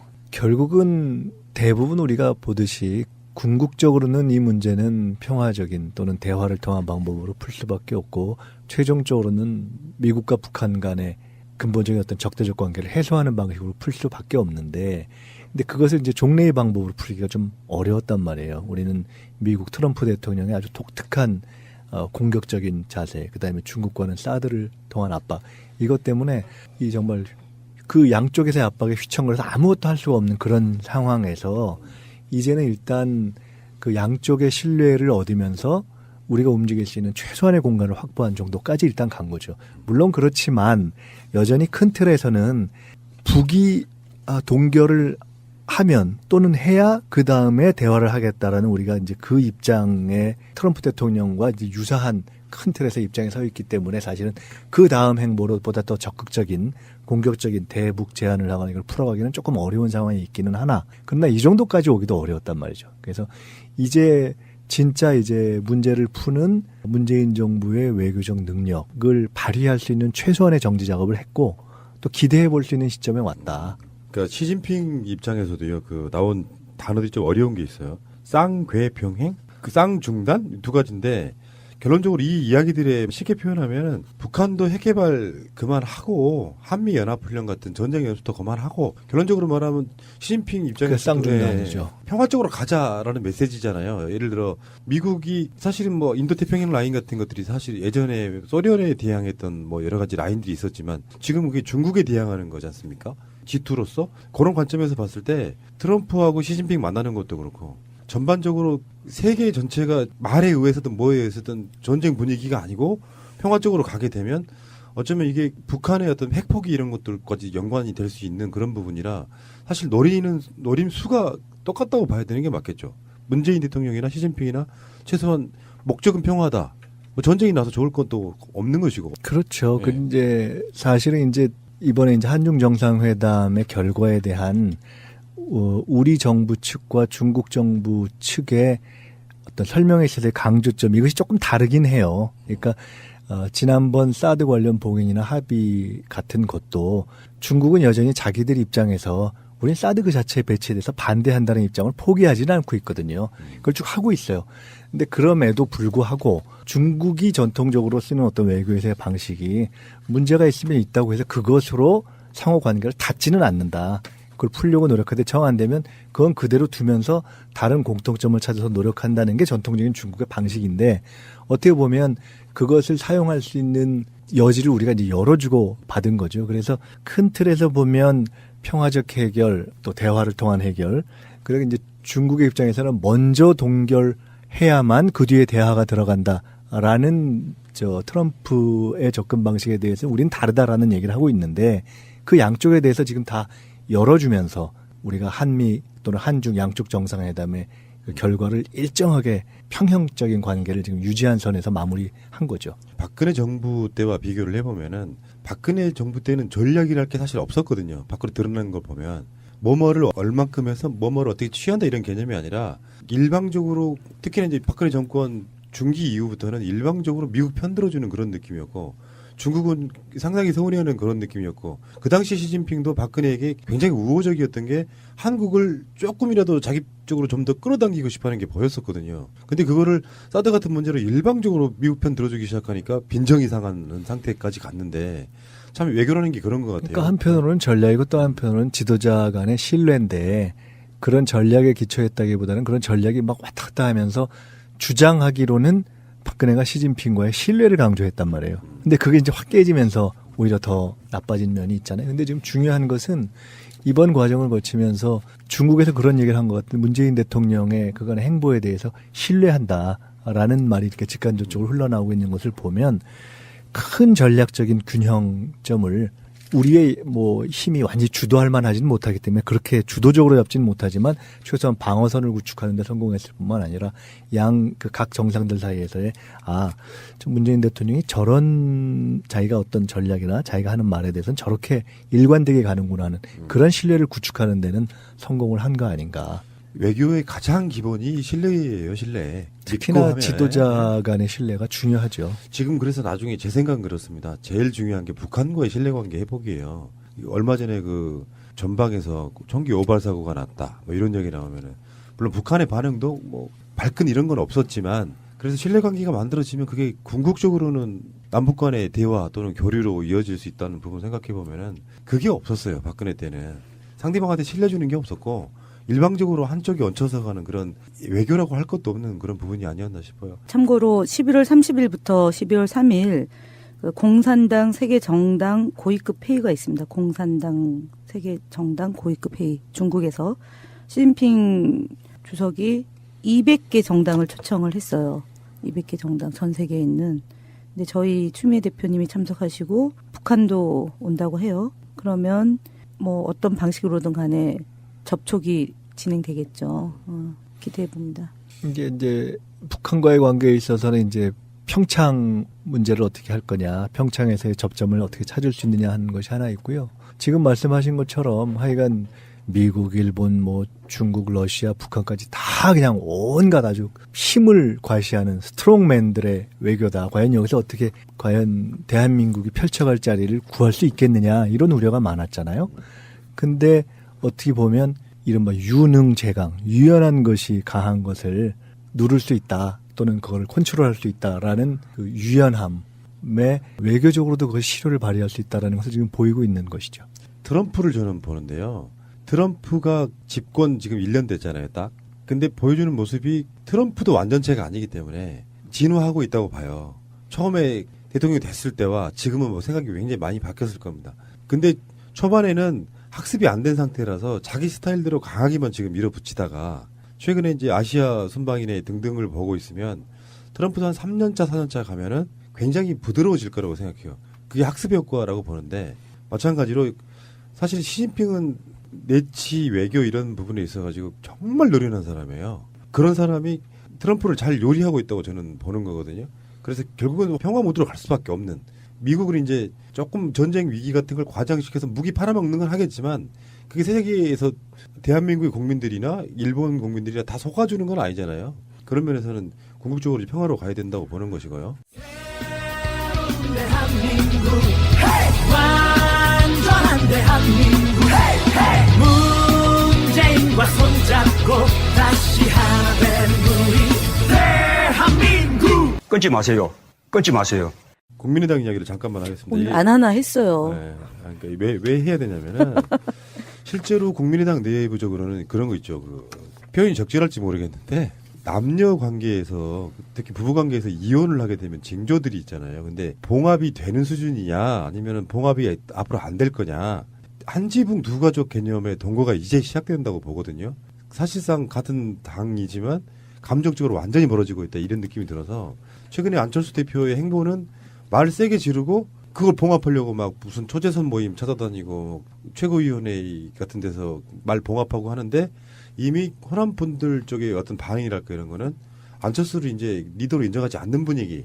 더군다나 그 선봉에 서 있는 사람 이상돈 의원 같은 경우는 뭐 당에서 징계하자 이런 소리까지 나오고 있고 그러면 저는 더불어민주당 이야기를 해보려고 해요. 그래서 국민의당이 만약에 분당이 되고 뭐 예상대로 안철수 친한들이 바른정당과의 연대 또는 합당으로 가는 상황이 되고 호남 쪽 다수가 당을 뛰쳐나오고 할 때 더불어민주당의 입장은 뭐냐라고 여쭤보려고 그러는 거예요. 그러니까 일부는 저는 그렇게 알고 있거든요. 일부는 그래도 국민의당과 합쳐야 된다고 하는 분들도 일부는 있다고 알고 있는데 전체적으로 분위기는 어떠신지를 한번 여쭤보려고. 당헌 당규에 따라서 당을 운영하면 된다라는 거 하나 하고요. 현명하십니다. 그다음에 국민의당은 제가 볼 때는 이미 결론을 내고 가는 거다. 그리고 안철수 대표의 그간의 행보를 보면 본인이 결론 낸 것을 한치도 벗어나서 다른 선택을 하지 않아요. 자유한국당하고 바른정당 뭐 일부가 이탈해서 그쪽으로 합치기 전에 국민의당하고 바른정당이 뭐 합치냐 마냐 하는 얘기가 있을 때 그게 아니고 자유한국당하고 바른정당 쪽으로 시나리오가 가는 거 아니냐라고 얘기할 때 그걸로 끝나는 게 아니고 또 그 남은 쪽과 국민의정당이 또 합치는 게 또 있을 수 있다. 우리가 그런 얘기 했던 것 같은데요. 사주잖아요. 그러니까. 네. 그러니까 저는 뭐 내일 유승민 큰 변화가 없으면 당대표가 될 것이고 그러고 나서 안철수 대표랑 유승민 대표 간에 모종에 뭐가 있을 거라고 예상해보고 있습니다. 왜냐하면 안철수 대표는 탈호남 전국 정당화를 해야 되겠다라는 의지가 워낙에 확고하기 때문에 그리고 두 번째는 말 그대로 나 때문에 국회의원 된 사람이 지금 나한테 당을 나가라라고 얘기하는 것을 용납할 수가 없는 거죠. 그러면은 비례대표 의원들이 뭐 출당되지 않은 한은 그냥 갈 수밖에 없으면은 28명은 적어도 25에 28명은 가는 거고 거기서 5에서 7명에서 유보적이고 간망한 5명 뭐 정도 이렇게 계산이 됐던 거잖아요. 40명 중에 지난번에 그 뭐 전수조사했던 결과가 그래서 그 결과가 그대로 반영될 것 같아요. 그리고 유승민 대표 입장에서도 원내교섭단체가 안 되면 되게 답답하잖아요. 그러니까 공동대표 체제 예전에 우리가 김한길 대표와 안철수 대표가 전격 합당해서 그 지방선거를 치른 거죠. 그럼 그 체제로 하여튼 그런 걸로 보면 지방선거 앞두고 모종의 조치가 있을 거다.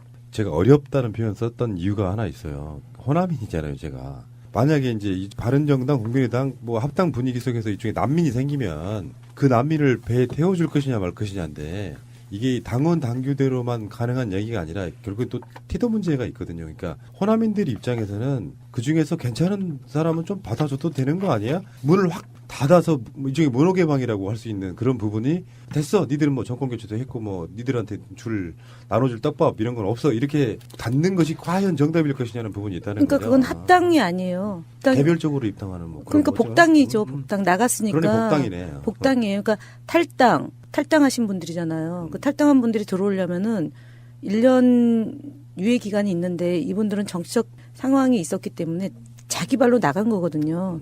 그래서 남의 당에 있다가 다시 이제 돌아오는 거니까 이거는 선택의 문제거든요. 판단의 문제란 말입니다. 당의 지도부가 그냥의 문제는 아니죠.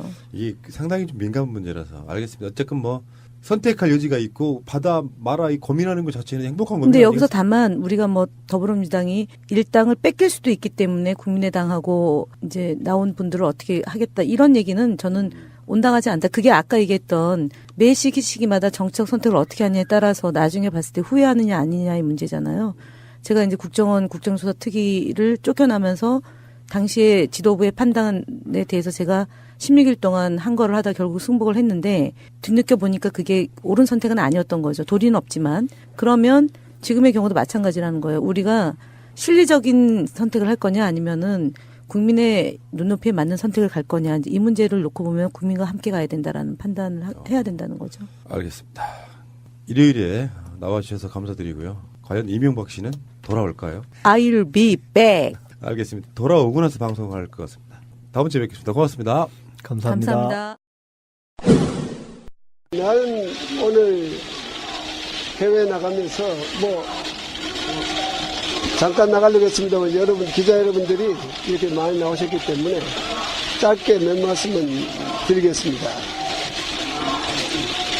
저는 새로운 정부가 들어오면서 일말에 기대를 하고 있는 사람 중에 한 사람입니다.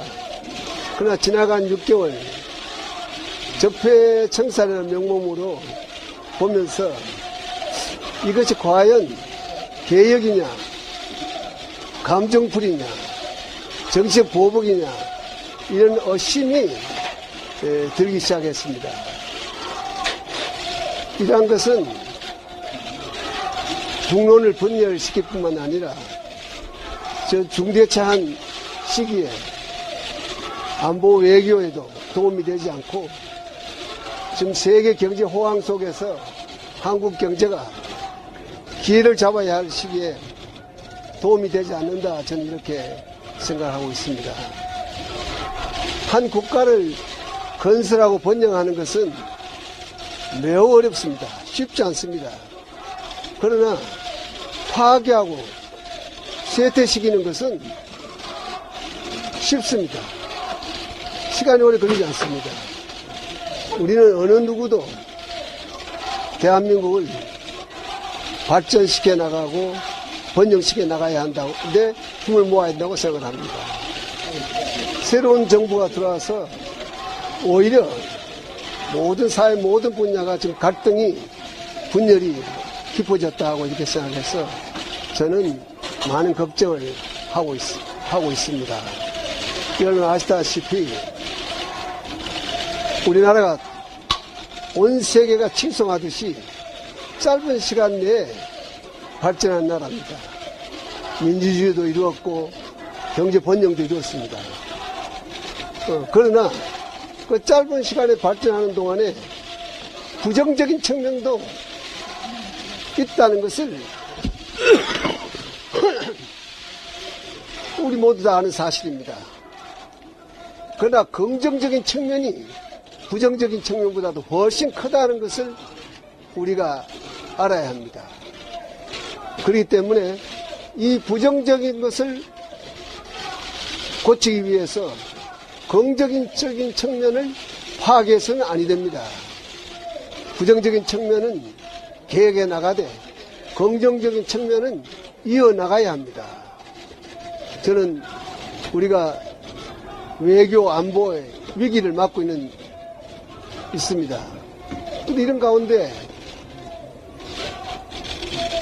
군의 조직이나 정보기관의 조직이 무차별적이고 불공정하게 다루어지는 것은 우리 안보를 더욱 위태롭게 만든다. 저는 이렇게 생각하고 있습니다. 이제 국민의 불안을 털어버리고 우리 모두 우리 정부가 힘을 모아서 앞으로 전진해서 튼튼한 외교 안보 속에서 경제가 발전해 나갈 수 있는 그런 기회를 만들어 주었으면 좋겠다 하는 그런 생각을 합니다. 저는 오늘 짧게 이야기하고 들어가겠습니다. 자, 수고했습니다, 여러분. 꼭 알아야 할 어제의 뉴스. 바레인 출국을 위해 인천국제공항을 찾은 이명박 전 대통령. 자신을 비판하는 시위대 앞에서 작심한 듯 문재인 정부의 적폐 청산을 비판했습니다. 그러나 지나간 6개월 적폐 청산이라는 명목으로 보면서 이것이 과연 개혁이냐, 감정풀이냐, 정치적 보복이냐 이런 의심이 들기 시작했습니다. 이어 적폐 청산으로 사회의 갈등과 분열이 깊어져 걱정이라며 한 국가가 번영하는 건 어렵지만 쇠퇴하는 건 쉬운 만큼 국가 발전에 힘을 모아야 한다고 강조했습니다. 그러면서 발전 과정에서 부정적인 측면이 있다고 해도 긍정적인 측면까지 파괴해선 안 된다고 목소리를 높였습니다. 긍정적인 측면이 부정적인 측면보다도 훨씬 크다는 것을 우리가 알아야 합니다. 부정적인 측면은 개혁해 나가되 긍정적인 측면은 이어나가야 합니다. 정부 당국을 향한 수사에도 불편한 심경을 감추지 않았습니다. 안보와 외교 위기 상황에서 군과 정보기관을 겨냥하는 건 바람직하지 않다는 주장입니다. 군의 조직이나 정보기관의 조직이 무차별적이고 불공정하게 다루어지는 것은 우리 안보를 더욱 위태롭게 만든다, 저는 이렇게 생각하고 있습니다. 바레인 문화장관의 초청으로 출국길에 오른 이 전 대통령은 2박 4일 일정을 마친 뒤 귀국할 예정입니다. 이 전 대통령 측은 출국 금지를 요구하는 여론에 대해서도 국격과 품위를 지켰으면 좋겠다며 불쾌감을 내비쳤습니다. 문재인 정부의 적폐청산에 대한 이 전 대통령의 비판에 대해 각 당의 입장은 엇갈렸습니다. 여당인 민주당은 정치보복, 감정풀이 운운에 실망감을 드러냈습니다. 댓글 공작 몸통이 이 전 대통령이라는 사실이 드러나고 있다며 결백하다면 즉각 수사를 받으라고 촉구했습니다. 몸통을 조사하지 않고 실무자만을 수사하는 것은 그야말로 환부만 도려내는 것일 뿐 병의 근본 원인을 치료한 것이라 말할 수 없습니다. 국민의당도 이 전 대통령의 발언에 대해서는 한 목소리를 냈습니다. 민주주의를 후퇴시킨 이 전 대통령의 발언은 적반하장이고 책임 회피는 국민을 실망시키고 있다는 겁니다. 전직 대통령으로서 가져야 할 자세가 아닙니다. 자신의 재임 기간에 일어난 일들에 대해서 책임질 일이 있으면 책임지겠다는 태도를 보여야 정의당 역시 정치보복 프레임을 방패막이 삼는 뻔뻔한 태도라며 진상규명에 협조하는 것이 국가에 기여할 마지막 기회라고 덧붙였습니다. 반면 자유한국당과 바른정당 등 보수야당은 이 전 대통령 발언에 대한 공식적인 언급을 자제했습니다. 다만 한국당 전희경 대변인은 구두논평에서 이명박 전 대통령의 공개 반발에도 불구하고 검찰은 별다른 반응을 내놓지 않았습니다. 검찰 관계자는 특별히 할 말이 없다며 말을 아낀 채 직접적인 대응은 삼가는 모습을 보였습니다. 앞서 검찰은 군사이버사령부의 여론조작 활동을 지시한 혐의 등으로 구속된 김관진 전 국방부 장관의 구속영장에도 이 전 대통령을 적시하진 않았다며 신중한 입장을 나타냈습니다. 하지만 김 전 장관이 사이버사 인력 충원과 관련해 우리 사람을 뽑으라는 이 전 대통령의 지시가 있었다고 진술한 것으로 전해지면서 이 전 대통령 조사는 불가피해졌습니다. 검찰은 우선 원세훈 전 국정원장 등을 조사한 뒤 이 전 대통령 조사 시기를 저울질할 것으로 관측됩니다. 박근혜 전 대통령을 향한 검찰의 국정원 특수활동비 상납 의혹 수사도 속도를 내고 있습니다. 검찰은 남재준, 이병호 전 국정원장에 이어 이병기 전 국정원장도 소환 조사합니다. 검찰은 이 전 원장을 상대로 박근혜 정부 시절 청와대의 특수활동비를 상납한 배경 등을 집중적으로 조사할 방침입니다. 검찰은 이후 매달 특수활동비 500만 원을 상납받은 의혹을 받는 조윤선, 현기환 전 청와대 후보 되기 전에 절충이 있었죠. 예, 단독으로 만났던 게 두어 세 차례 됩니다. 그래서 단독으로 만나면서 상호 약점 덮기에 대한 절충이 있었고 또 노 대통령 그 수사를 통해서 돌아가시고 뭐 이런 등등 속에서 그 이전에 이명박 박근혜 둘 사이의 관계라기보다는 이명박 박근혜 이 동체로 이루어지는 그 전체가 어떻게 하면은 소위 그런 보수 정권을 재창출할 것인가에 대한 큰 이해관계가 훨씬 큰 시점이었다고 봐야 되는 거죠. 그러니까 보니까 나름대로는 고민을 상당히 해서 지금 어떤 대중적 명분을 만드는구나 싶더라고요. 그러니까 그걸 보니까 보수 언론이나 종편 같은 데서도 그 논리를 전파하던데. 가장 앞장서고 있는 게 조선일보죠. 지금 조선일보고 이명박 박근혜 사이가 별로 좋지 않았다. 그다음에 이제 무슨 이명박 전 대통령을 정치보복하는 거는 뭐 민정수석실의 누구다. 그에 의해서 주도되고 있다. 이제 이런 얘기를 하면서 장례식장 때의 백온우 구원이 작동했다 뭐 이런 건데 정말 졸렬하고 조잡하고 형편없는 추측이죠. 그러니까 이미 팩트 자체에 대한 방어 논리가 취약하고 이제 그것을 방어하기 어렵기 때문에 일종의 정치보복 여론전 준비를 먼저 하는 것이구나 하는 게 벌써 그런 대응에서도 딱 드러나는 것 같아요. 그렇다면은 이제 보면 자유한국당 안에 소위 말하는 친이 부대들이 이런 상황이 발생하면 발벗고 나서서 떠들어야 되는데 막 해줘야 되거든요. 삼박처럼 그때 왜 박근혜 전 대통령이 삼성동 사저로 돌아왔을 때 7에서 8명이 역할을 나눠 정무, 뭐 언론 이런 식으로 역할을 나눠 법률 해가지고 그나마 뭐 3일 천하로 끝났지만 그런 정도의 소위 역할 분담에 의한 방어전을 좀 펼쳐줘야 되는데 이명박 전 대통령 주변에는 그런 의원이 없나요? 여론조사가 법적인 명분은 될 수 없겠지만 75% 정도의 국민들은 이명박 조사해라 이렇게 나오고 있단 말이에요. 그럼 이게 이제 어떤 프레임으로 갈 수가 있냐면은 잘 생각해야 되는 게 국민적인 여론조사가 이명박 조사했으면 좋겠다가 한 75%쯤 되는데 거기에 대해서 법적으로 위법성 이런 걸 떠나서 완강하게 그걸 이제 막고 있는 상황이 되면 딱 프레임이 이렇게 굳어지는 측면이 있거든요.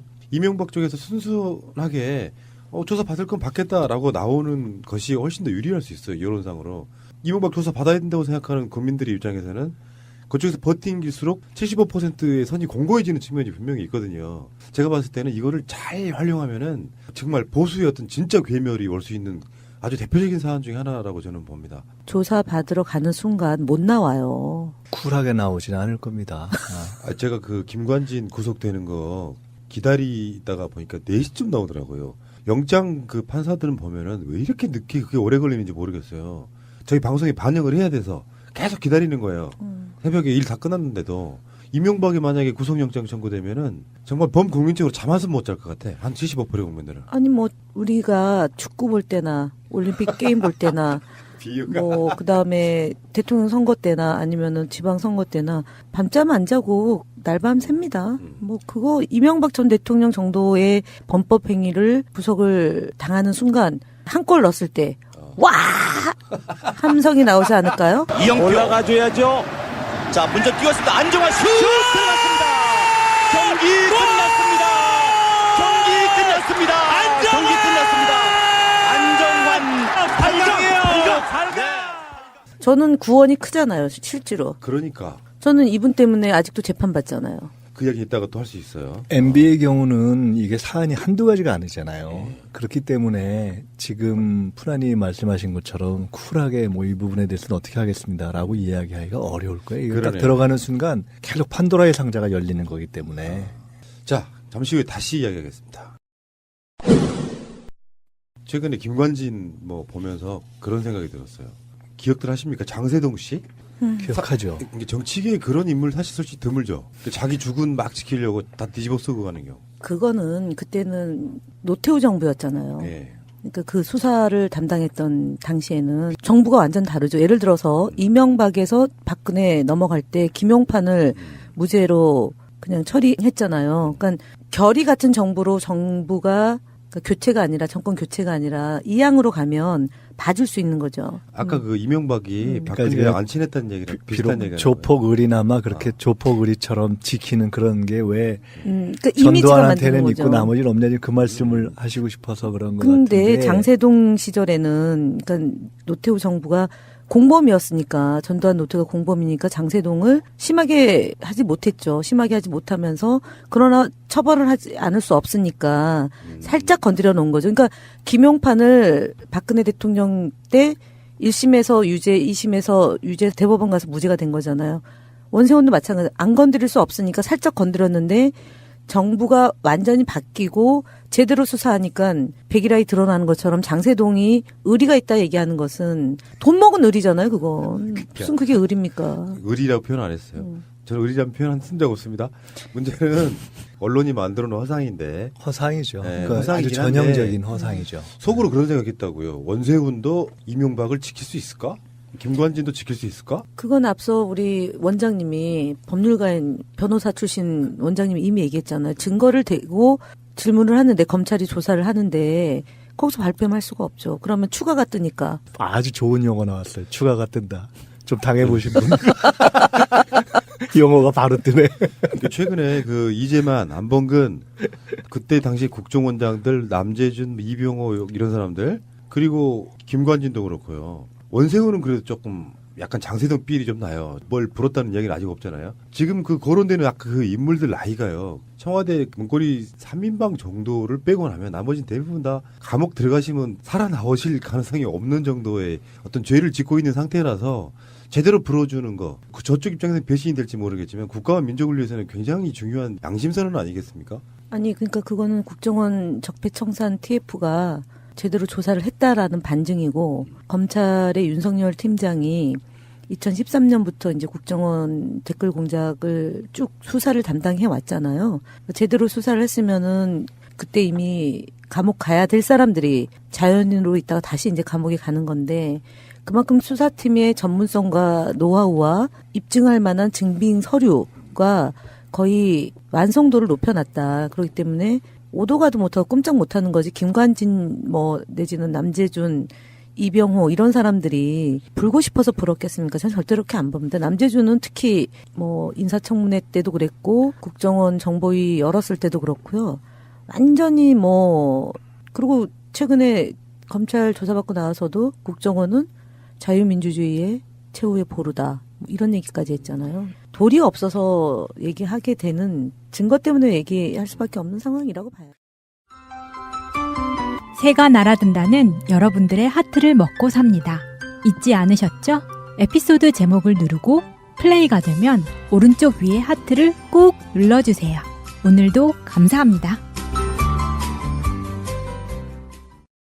더 많은 분들이 들을 수 있도록 하트 꼭 눌러주세요. 우리가 요새도 가끔 이렇게 얘기를 하다 보면 또 연세가 있는 어르신들 가운데 그래도 박정희 때가 좋았어 하시다가 우리는 그래도 독재를 해야 돼 가령 이런 얘기가 나올 때가 있잖아요. 어떻게 보면 그거랑 똑같은 거예요. 지금 장세동이 뭐 의리가 있었네 없었네 그래도 왜 저렇게 저 정도라도 지킨 사람이 없어 이렇게 얘기하는 거는 전혀 그거는 그야말로 보수 언론이 만들어낸 허상인데 우리 사회에 우리가 김대중, 노무현 가령 이렇게 해서 같이 정치를 했던 분들 가운데 그 어려움이 있어도 쭉 일관되게 그 지조를 지킨 분들이 있잖아요. 거의 다 지켰고 거의 다 지켰죠. 그리고 범법행위를 하지 않았기 때문에 정무수석 조사를 끝으로 박근혜 전 대통령에 대한 직접 조사에도 들어갈 전망입니다. BBK라는 수사 자문회사를 설립을 하고 여러분 이거 다 거짓말하는 걸 아시죠?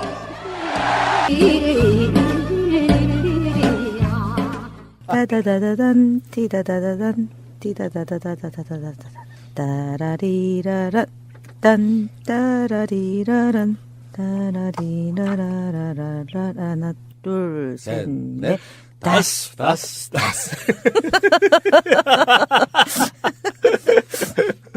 출발하겠습니다. 아직 안 한 거예요? 예. 진짜. 대출 받아서 운영한다는 더불어민주당 중앙당. 지금 후원이 잘 되고 있습니까? 최근에 이해찬 총리가 굉장히 많이 움직이시더만요. 네, 이제 이 총리 움직이시고요. 이제 드디어 저희 당 대표와 김경수, 김정우, 홍익표, 한정혜 의원이 더치페이라는 동영상 홍보물을 찍었어요. 저도 아직 출시는 안 됐는데. 그러니까 SNS에 드러난 사진 몇 컷을 보니까 네. 되게 재밌던데요. 사진보다도 훨씬 더 저 영화 같은 홍보물이 곧 출시될 예정이고요. 혹시 거기 추 대표님의 발연기 볼 수 있습니까? 아니요, 노련한 연기를 볼 수 있을 겁니다. 아주 물이 익었습니다. 네, 발연기는 김정우 의원님이 발연기를 하고요. 그 하여간 홍익표 의원과 이 우리 당의 장동건이라고 합니다. 우리 홍익표 의원이 본인 스스로? 아니요. 그렇게 보좌진들 사이에 불려진대요. 잘생겼죠. 예. 그리고 김경수 의원은 이미 저기가 다 찼어요. 개인 후원이. 그래서 이제 당 후원으로 요청을 하는 거고 어쨌든 아직은 그렇게 활성화되지는 않았는데 새가 날아든다. 청취자 여러분들의 적극적인 참여 관심 부탁합니다. 팟빵 그 공지사항 보시면은 거기에 후원 계좌 등등이 나와 있거든요. 많은 분들이 관심 바라고 지금 현재 자유한국당도 당 자산이 뭐 1,000억 원대가 된다고 하는데 그런 여당은 아니잖아요. 대출받아 운영하는 여당. 좀 보기 좀 그렇습니다. 여러분 많은 힘을 보태주시기 바라겠습니다. 방송 시작하겠습니다. 방송 중간에 좋아요를 눌러주시면 새날팀들에게 큰 힘이 됩니다. 미리 감사합니다. 세이나. 트위터가 진짜 언론입니다. 자, 숨 쉬는 것도 정치다. 76번째 방송 시작하겠습니다. 일요일에 나와 방송하고 있습니다. 나오신 분들 소개해드릴게요. 더불어민주당 김현 대변인님. 월, 화, 수, 목, 금. 아이고. 네. 거꾸로 이름은 현금이고요. 네. 예, 금이 맞네요. 더불어민주당 대변인 김현입니다. 올 당직이십니까? 네. 아, 예, 알겠습니다. 김민석 민주연구원장님. 안녕하십니까. 예, 흰 가운 안 입고 오셨어요? 흰 가운? 네. 원장, 병원 원장, 병원 선장. 네. 자, 우리 방송하기 바로 얼마 전에 이명박 씨가 출국을 했습니다. 중동으로 간 거죠. 중동의 바레인으로 갔는데, 뭐 김관진 전 국방부 장관, 박근혜 때는 국가안보실장도 했는데, 이분이 지금 구속되면서 이명박 전 대통령 구속이 코앞에 왔다. 출국 금지 청원을 하는 상황까지 왔어요. 이명박 입장에서는 굉장히 심리적으로 불안하겠죠? 그렇죠. 오히려 그래서 더 지금 자기는 아무렇지도 않다라는 거를 보여주고 싶은 마음이 클 거예요. 저럴 때는. 지금 뭐 본인이 한 일이 있기 때문에 이게 언제냐 이렇게 생각을 하고 있을 거예요. 나가는 게 언제냐 이렇게 생각을 하고 있을 거고, 아마 그래서 더 어찌 보면 대외적으로 얼마 전에 보니까 뭐 박근혜 전 대통령이 유엔에 인권이 뭐 이런 얘기를 했잖아요. 이제 그런 것처럼 이후의 상황에 어떻게 보면은 자신이 대비할 수 있는 명분을 만들기 위한 그런 심리적인 작동이 지금 되고 있겠죠. 복잡할 겁니다, 마음이. 최근에 화제가 된 것 중에 하나가 범죄인 인도 협정 돼 있냐 안 돼 있냐. 바레인이 근데 그게 안 돼 있더라고요. 근데 그 바레인에서 범죄인 인도해온 대표적인 인물이 김현희였습니다. 김현희 씨를 저 아니에요. 김현. 그러니까 희 아니고 칼기 폭파범 김현희 얘기하는 거죠. 그렇지 않아도 관련돼 있는 방송을 최근에 우리가 냈거든요. 김현희 씨에 대한 논란은 아직도 30년 됐는데 돼 있는데, 뭐 그 이야기는 이제 다른 방송에서 한 이야기고, 만약에 그럴 리는 없겠지만 만약에 누가 그러더라고요. 병이 있다 뭐 이런 걸 이유로 돼서 귀국을 굉장히 오랫동안 안 할 가능성도 있다 그러는데, 그렇게 보십니까, 그분은? 설마 그렇게 하겠습니까? 지금 이제 최근에 이인규 전 중수부장이 미국에 나가는데 현행법상 출금을 할 수가 없어서 도리가 없었는데, 이분이 이제 나가서 이제 한 얘기는 언제든지 들어와서 조사를 받겠다는 얘기잖아요. 이제 출금과 관련해서 그런 거고, 이명박 전 대통령 출금해야 된다라고 국민들이 힘을 모으고 있는데, 일단 뭐 그건 그거대로 가는 거고요. 하는 거고, 이명박 전 대통령이 안 들어온다 그러면 본인이 혐의가 있다라는 걸 시인하는 거잖아요.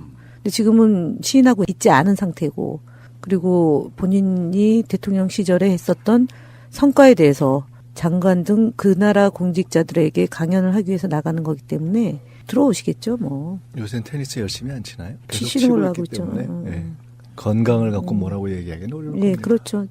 잘못했습니다, 푸나님. 예. 예를 잘못 들었어요. 근데 그렇게 할 수도 있다. 그러니까 물론 출국 금지가 주는 상징성은 그런 것 같아요. 뭐 이 사람이 안 들어올 거다 이런 것보다는 그만큼 화제가 되고 이슈가 되는 사안 아니겠습니까? 근데 이제 김관진 전 국방부 장관이 구속되면서 사실은 사이버사의 댓글 문제 같은 거는 법적으로도 유죄로 인정받은 거잖아요. 근데 김관진까지 책임성을 인정하지 않았던 부분인데, 김관진의 책임이 인정되면서 이제 김관진까지, 물론 이것도 뭐 법적인 마지막까지 판단이 나오는 건 시간이 좀 걸리겠지만, 현실적으로 드러난 것만 보면 김관진까지 책임이 또 인정된 거고, 그러면 김관진 입장에서 이걸 독단으로 할 수 없으니까 뭐 이명박 지시를 받았다고까지 인정을 했단 말이에요. 그거 인정 안 하면 엄청난 불이익을 본다면서요. 지금 뭐 국정원장들도 박근혜한테 뇌물 상납한 부분도 마찬가지지만 지시로 이루어졌다 이야기. 그리고 설명을 하기가 어려울 거예요. 현실적으로 들어가서 그냥 뭐 묵비를 하지 않는 한 왜 그렇겠냐. 지금 보면은 뭐